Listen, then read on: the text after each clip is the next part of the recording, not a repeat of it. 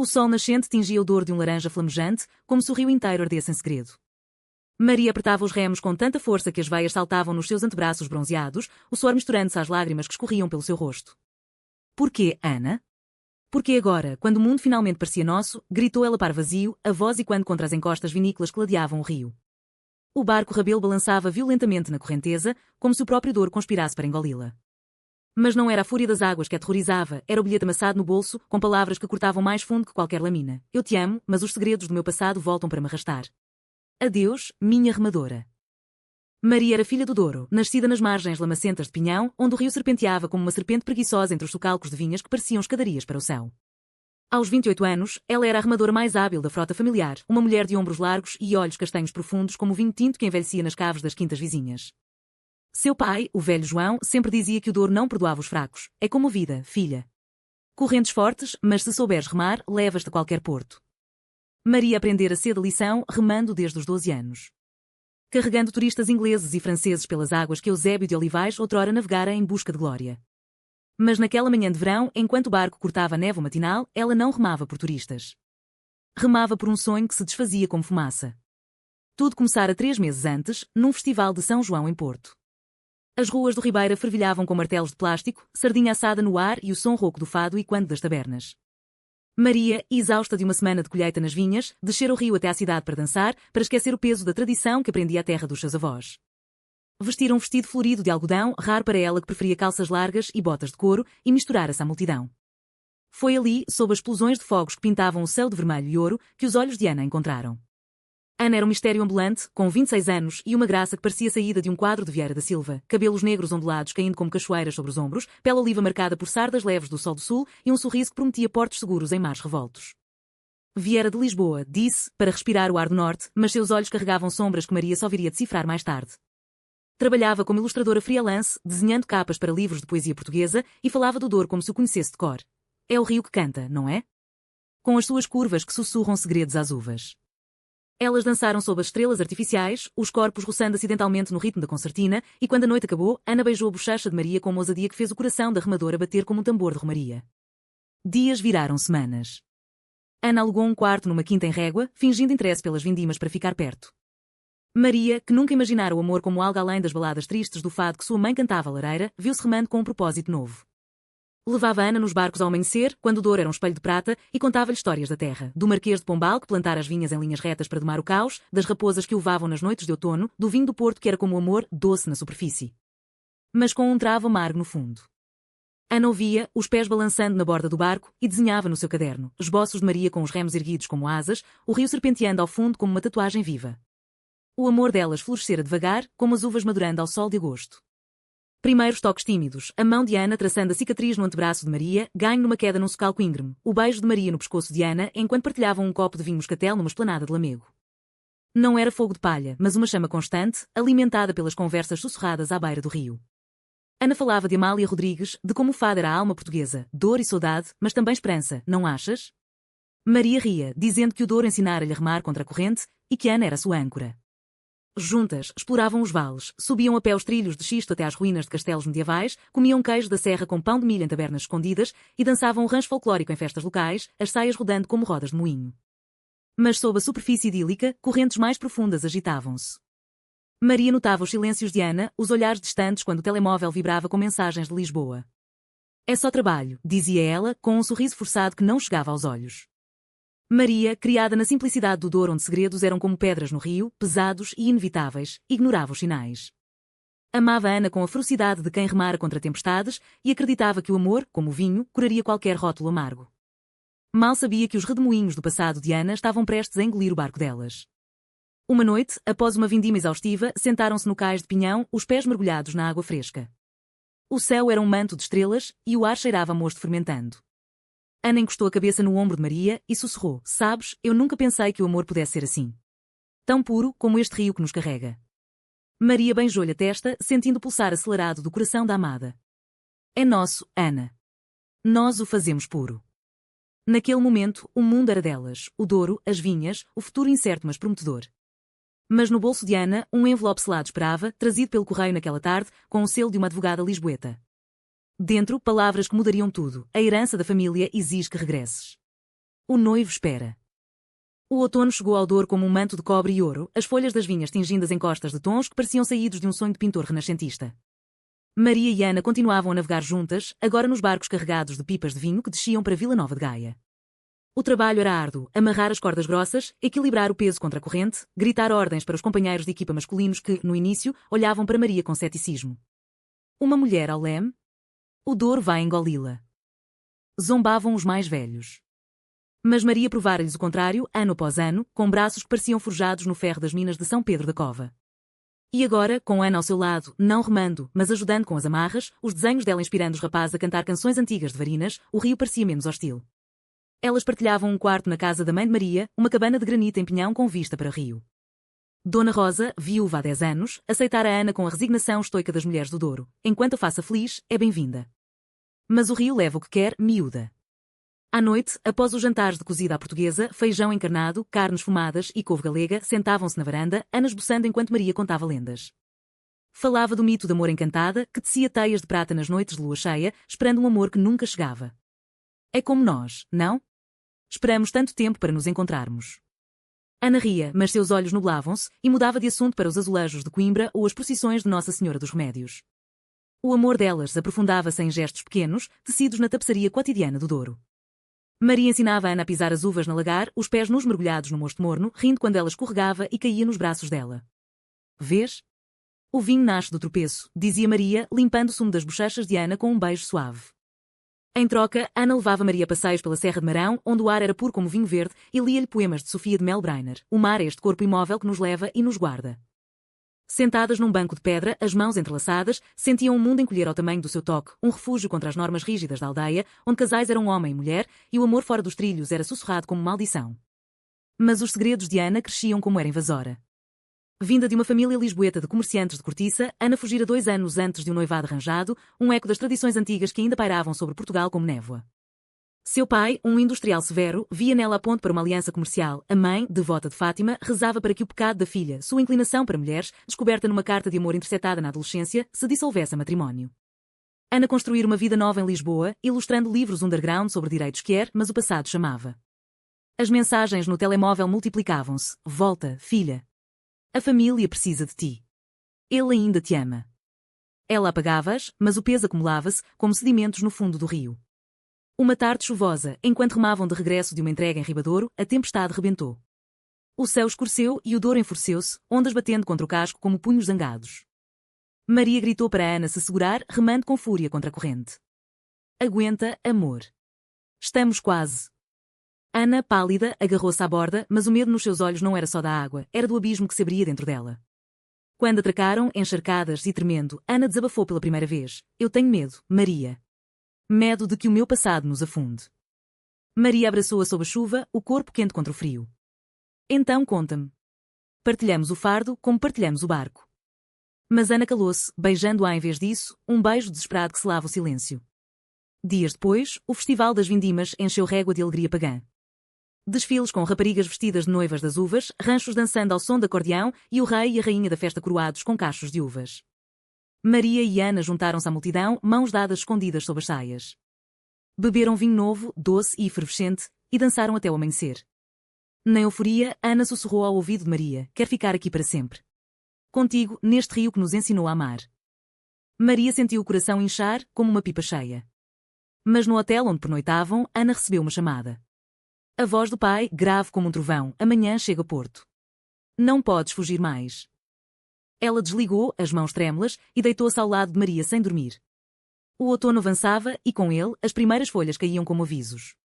Maria planeava o futuro. Vamos comprar um barco só nosso, Ana. Navegar até ao mar, mostrar ao mundo o que temos. Ana sorria, mas seus desenhos mudavam. Agora, rascunhos de barcos afundando em redemoinhos, figuras abraçadas mas separadas por ondas. O amor delas era uma ponte frágil sobre o Douro, e as correntes subterrâneas começavam a rugir. O inverno no Douro era um amante cruel, com neblinas que engoliam as encostas e ventos que o levavam como almas penadas nas gargantas rochosas. Maria acordava cedo, o hálito formando nuvens no ar gelado da cabana, e remava sozinha quando o rio permitia, entregas curtas para as quintas isoladas, onde o vinho envelhecia em silêncio nas caves úmidas.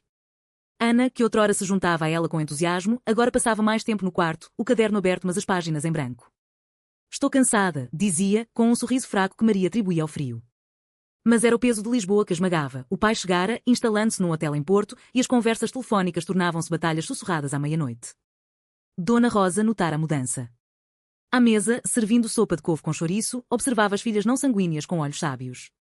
O amor é como Porto Tawny, reserva-se, mas se não se abrir a tempo, azeda. Maria defendia Ana, contando histórias de raparigas do Douro que desafiaram casamentos forçados para seguir o coração, lendas meio verdadeiras, tecidas nas noites de fado. Mas Rosa abanava a cabeça. O Douro ensina humildade, filha. Não se remata contra o impossível. Ana ouvia em silêncio, os dedos traçando padrões invisíveis na mesa de carvalho, padrões que se assemelhavam a correntes partidas. Para reacender a chama, Maria planeou uma surpresa. Uma viagem de barco até ao mirador de Casal de Loivos, o ponto mais alto do vale, onde o Douro se revelava em toda a sua glória sinuosa. Embrulharam-se em jailes de lã, Ana aninhada contra o peito de Maria, enquanto o barco subia corrente mansa. O sol de inverno filtrava-se através das nuvens, pintando as vinhas podadas de prata. Olha, amor, disse Maria, apontando para as quintas adormecidas. Cada uma tem uma história, como nós. E a nossa ainda está a ser escrita. Ana apertou a mão dela, os olhos brilhando com lágrimas não derramadas. E se a história acabar mal? Se eu for a vilã? Maria virou-se, segurando o rosto dela com mãos calejadas. Então reescrevemo-la juntas. O rio muda de curso, por que não nós? Naquele pico, sob o céu vasto, elas fizeram amor com palavras, promessas sussurradas de um futuro em que fugiriam para o Alentejo, comprariam uma casa com azulejos azuis e adotariam um ritmo lento das planícies. Ana desenhou ali, no caderno amarrotado, um barco com velas tecidas de estrelas, duas figuras de mãos dadas no leme. Maria guardou o desenho no peito, como um talismã contra o inverno. Mas ao descerem, o telemóvel de Ana vibrou novamente. Desta vez, era um e-mail da advogada, a herança condicional, casamento ou perda total. Ele aceita voltar contigo. Ana escondeu o ecrã, mas o veneno infiltrava-se. O Natal aproximava-se, trazendo as tradições que aqueciam o Douro como vinho quente. A família de Maria reuniu-se na cabana, tios de Vila Real com histórias de caçadas, primos de Amarante cantando vilancicos ao fogo. Ana integrou-se, ajudando a preparar o bacalhau à brás com ovos mexidos e batatas palha, rindo das anedotas sobre o avô de Maria, que uma vez remara embriagada até à Espanha. Pela primeira vez em semanas, o riso dela soou genuíno e Maria sentiu esperança brotar como um rebento na poda de inverno. Na consoada, sob o presépio de cortiça com figurinhas de pastores, Ana ofereceu a Maria um colar de contas de vidro colorido, inspirado nos vitrais de Lamego. Para te lembrar que o amor é luz, mesmo na escuridão. Maria pendurou no pescoço, beijando-a atrás da orelha, longe dos olhares curiosos. Mas na manhã de ano novo, o passado de Ana irrompeu como uma enchente. O pai apareceu na porta da cabana, um homem alto de fato cinzento, o rosto marcado por anos de negociações implacáveis. Ana chega de brincadeiras. A família precisa de unidade. Maria, limpando as mãos no avental após o petit déjeuner de rabanadas, sentiu-o a gelar. Ana empalideceu, mas ergueu o queixo. Pai, eu escolhi a minha vida. Aí. O homem olhou para Maria com desdém velado, uma remadora nortenha, rude e sem pedigree. E esta? Esta é a tua escolha? Uma vida de suor e rio sujo? As palavras cortaram, mas Maria avançou, a voz firme como os remos. O Douro não é sujo, senhor. É honesto. E o amor dela é meu, se ela quiser. O confronto durou horas, na cozinha aquecida pelo lume. O pai de Ana argumentava com herança, tradição, o escândalo que uma desordem traria à família, ecos de uma Portugal conservadora que ainda sussurrava contra o casamento igualitário, mesmo após a legalização em 2010. Ana chorava em silêncio, dividida entre o dever filial e o fogo que Maria acendera no seu peito. Eu amo-a, pai. Mais que tudo. Mas ele partiu com um ultimato, volta comigo até ao fim do mês, ou perdes tudo. Incluindo a tua mãe, que reza por ti todas as noites. A porta fechou com um estrondo e Ana correu para o quarto, trancando-se. Maria bateu à porta, o coração partido como um remo lascado. Deixa-me entrar, Ana. Somos duas contra o mundo. Horas depois, Ana abriu, os olhos inchados. Eu não posso perdê-los, Maria. Mas não posso perder-te a ti. Elas abraçaram-se na cama estreita, o choro misturando-se ao som distante do rio. Naquela noite, Ana contou tudo. O noivado forçado com Tomás, um colega de negócios sem paixão, as noites em Lisboa escondendo amantes mulheres em quartos escuros, a herança que era prisão disfarçada de bênção. Maria ouviu, traçando círculos nas costas dela. Então lutamos. Como o Douro luta contra as rochas. Mas no fundo, a semente da dúvida plantava-se. O inverno prosseguia e, com ele, o primeiro conflito aberto. Ana começou a responder às chamadas do pai, mentiras tecidas como redes de pesca. Maria remava mais, o corpo doendo como punição, questionando se o amor valia o preço da traição iminente. Uma noite, numa taberna de peso da régua, após copos de vinho tinto, discutiram pela primeira vez. Dizes que me amas, mas ages como se Lisboa te chamasse mais alto, gritou Maria. Ana rebateu, lágrimas quentes. É fácil para ti, Maria. Tu nasceste livre neste rio. Eu carrego correntes de ferro. A porta da taberna fechou atrás de Ana e Maria ficou sozinha com o fado tocando ao fundo, uma balada de saudade que ecoava a sua alma. A primavera irrompeu no Douro como uma promessa quebrada, as vinhas brotando folhas tenras enquanto o rio inchava com as chuvas. Maria e Ana tentavam recompor os cacos, passeios curtos de barco tornando-se rotinas frágeis. Vamos devagar, pedia Ana e Maria concordava, remando com gentileza, como se o amor fosse uma carga preciosa. Mas os redemoinhos cresciam. Tomás, o noivo fantasma, enviava flores de Lisboa, rosas vermelhas que Ana deitava no rio, mas que Maria via como bandeiras de rendição. Ele não significa nada, jurava Ana, mas as noites em que ficava acordada, o telemóvel iluminando o rosto, diziam o contrário. Maria mergulhou no trabalho, guiando grupos de turistas pelas paisagens Património Mundial da Unesco. Contava-lhes das barcas Rabelo, símbolos da resiliência portuguesa, carregando vinho Porto desde o século XIII. O rio testa-nos, mas também nos une, dizia, os olhos fixos em Ana, que às vezes se juntava como assistente, desenhando mapas vivos para os visitantes. Os momentos de paz vinham em flashes, piqueniques nas margens de Tua, com pastéis de nata trazidos de Belém, o doce cremoso derretendo na língua como memórias felizes. Ana ria então, livre, e beijava Maria sob os salgueiros chorões, sussurrando. Tu és a minha primavera, remadora. Mas o conflito fervia. Dona Rosa, com sua intuição de viúva, confrontou Ana numa tarde de lavagem de roupa no rio. O que escondes, rapariga? O meu coração de mãe sente a tormenta. Ana desabafou, as lágrimas misturando-se à água sapenosa. Eu amo a Maria, mas a minha família. Eles me veem como erro. Rosa secou as mãos num pano bordado, olhos suaves. Na minha juventude, o Douro levou o meu irmão por amar quem não devia. Mas o amor verdadeiro remata de volta. Escolhe, ou o rio escolhe por ti. As palavras ecoaram em Ana, que naquela noite contou a Maria sobre Tomás, não o noivo, mas o amigo de infância que a traíra. Revelando seu segredo à família por ciúme, anos atrás. A revelação trouxe intimidade, mas também veneno. Maria sentiu ciúme retroativo. Ele te magoou, e agora eu pago o preço? Ana negou, mas a semente da desconfiança germinava. O pai de Ana escalou a pressão, visitando Pinhão com um envelope de documentos. Assina, e tudo fica bem. Se não, deserdada. Ana recusou, mas o stress manifestou-se em pesadelos, gritos no sono sobre correntes que afogam. Maria acordava, abraçando-a, cantando baixinho uma canção de embalar nortenha, mas o cansaço acumulava-se como nevoeiro. O ponto de ruptura veio na Romaria de São João Batista em Pradela, uma festa de fé e folia onde o Douro se enchia de barcos engalanados. Milhares acorriam, velas acesas flutuando como estrelas caídas, o ar cheirando a rosas e incenso. Maria e Ana remavam juntas, o barco adornado com flores de papel, rindo enquanto jogavam água nos rivais. Na euforia, Ana propôs, foguemos juntos, Maria. Seja o que for que venha. Elas acenderam uma vela na capela ribeirinha, prometendo perante o santo padroeiro dos rios. Mas ao regressarem, Tomás esperava no cais, alto, loiro, com o charme cosmopolita de Lisboa. O mundo de Maria parou. Tomás, não um fantasma, mas carne e osso, estendendo a mão como se o amor dela não existisse. Ana congelou, o rosto uma máscara de pânico. Não é o que pensas, murmurou, mas Maria viu o hesite, o olhar de Ana para o envelope que ele trazia, promessas de segurança financeira, de aceitação familiar. É exatamente o que penso, rebateu Maria, a voz rouca. Tu ainda o consideras uma porta aberta. Ela largou os remos, o barco balançando perigosamente, e saltou para a margem, correndo pelas vinhas escuras, o coração sangrando como uvas esmagadas. Ana seguiu-a, tropeçando nos socalcos. Maria, espera. Eu escolho-te. Mas Maria virou-se, lágrimas furiosas. Escolhes? Ou esperas que o Douro me leve primeiro? A discussão explodiu sob a lua cheia, acusações de segredos guardados, de lealdade dividida, de um amor testado além do suportável.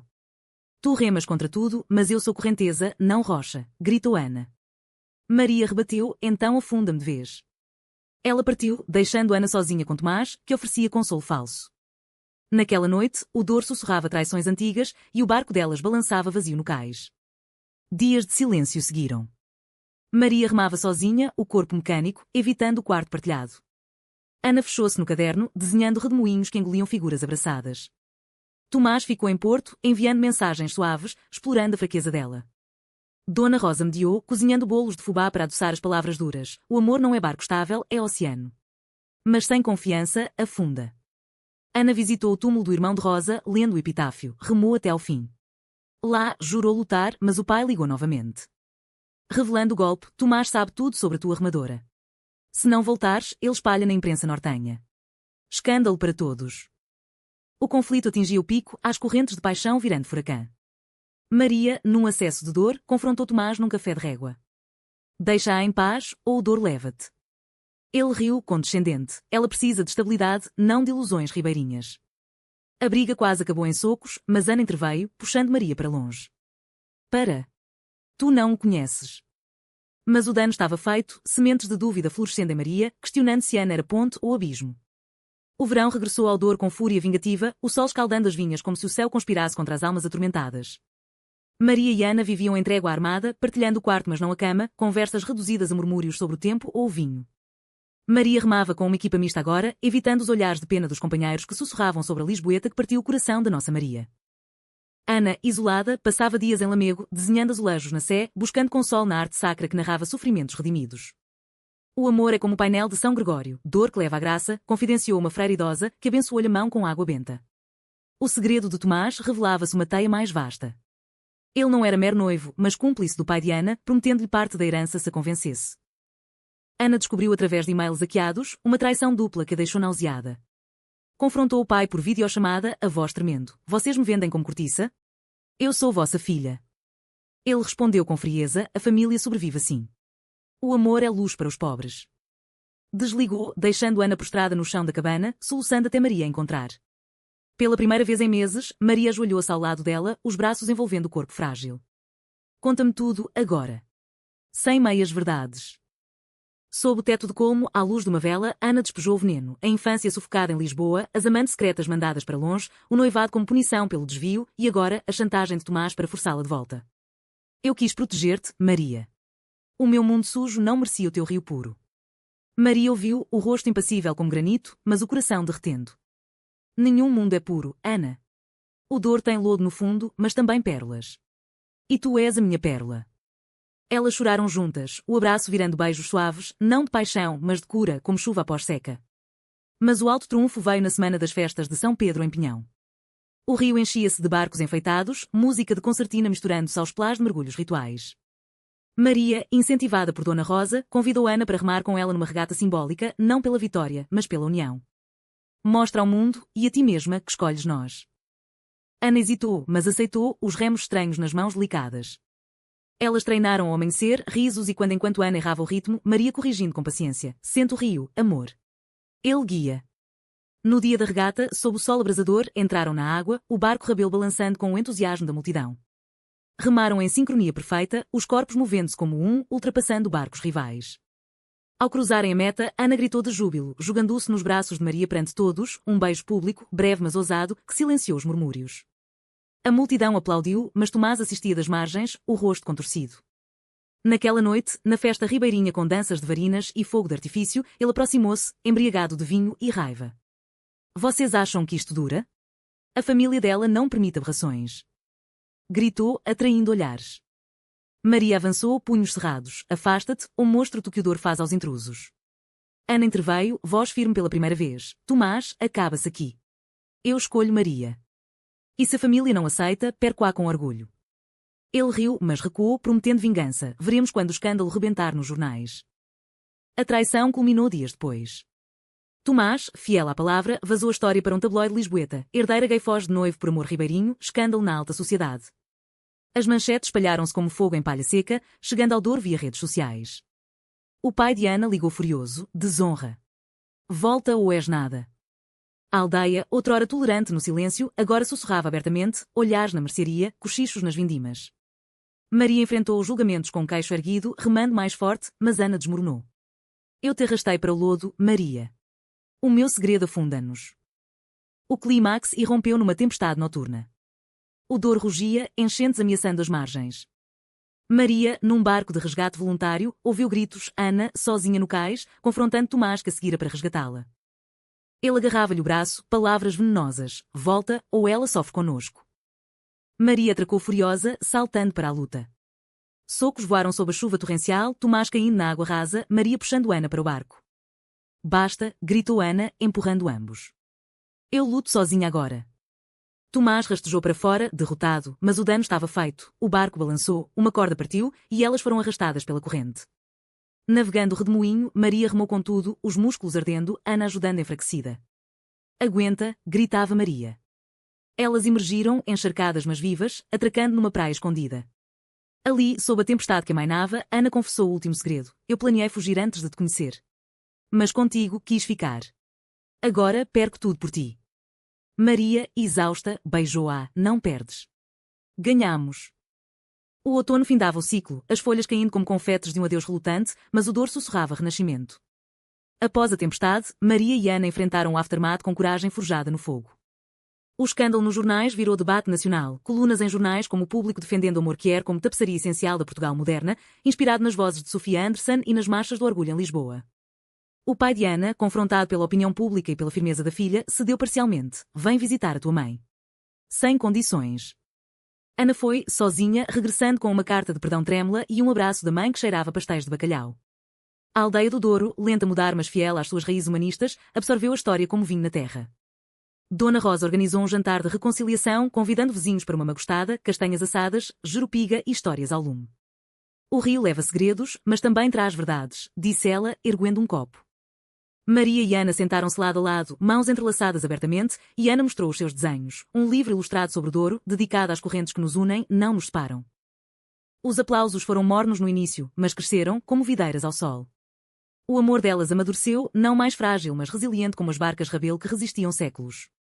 Maria comprou um barco pequeno com as poupanças, batizando Corrente de Paixão, e juntas guiavam turistas, não só pelas águas, mas por narrativas de amor e perseverança.